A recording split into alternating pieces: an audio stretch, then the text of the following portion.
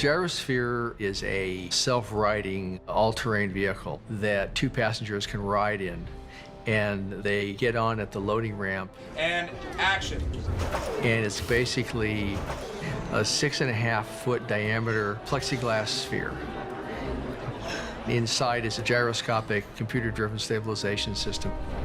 When you get inside, the doors close, but then they become part of the sphere that rolls.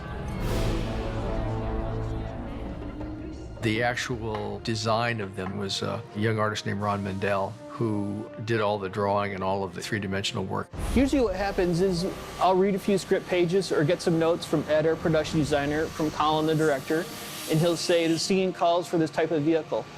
I'll come up with some initial sketches that Ed might approve.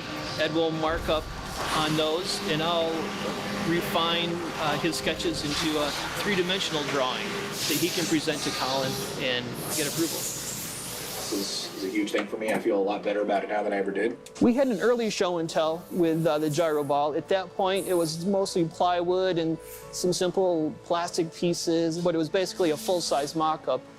And Stephen took a look at the gyrosphere, and there's an area above the head. And he said, wouldn't it be cool if there were some spotlights pointing out? And even though you're going to be shooting this in the day, you'll never need the lights. At least we'll be able to see that there are I just figured that the theme park is also open after dark. And if you want to get into the gyrosphere and you want to go through an area of plant-eating dinosaurs, that you would want to have lights on the vehicle. I learned that we're working with Stephen, when he has a cool thing like that, or any director, any producer, when they have a note like that, you make sure it makes it into the final design. So we're going to be making 3 gyrospheres. The first is actually already shipped. That was a rush and they needed it in Louisiana to get set up on the gimbal. And then the other 2 are going to be going to Hawaii. My role here is to do all the lamination, do all the prepping of the molds, laminate the floors, we do all the fiberglass pieces and then body work, and then prep everything for paint. Once all the parts are cut out, we start sanding them, getting them ready for primer, making sure that all the body work is done. Once all that's done, I go ahead and primer everything. Then all the guys come in, sand everything. I help them out with pretty much throughout the whole process till it's ready for paint, and then that's when I come in and just, shoot our color. Originally, we were going to have gyro balls in different colors, sort of like another theme park you might imagine. There's a blue car that rides up, a yellow car, a green one, and we decided on blue. That seemed to be the theme for Jurassic World. And these parts here, they were painted last night. We brought them in and we just have a heater in the back and we're drying them. Everything is really fresh, so we can't actually touch it right now.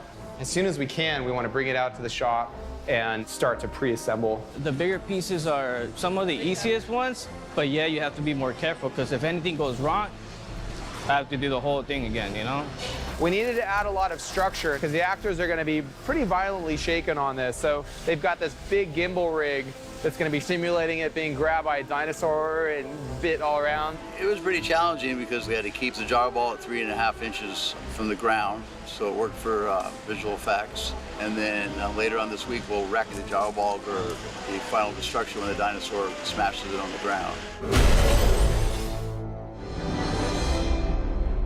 Welcome aboard the Gyrosphere, an amazing machine made possible by science. Because of the talent that Adam has with his crew at Wild Factory, they really made the gyro ball possible. Yeah, and we're getting there. It's been a great crew. Yeah. When you see the movie, you're just going to think, oh, there's this really cool gyrosphere that these 2 kids are riding around in. But it really is the work of a lot of hands and a lot of people. That's some real machinery right there. I think we went above and beyond the build.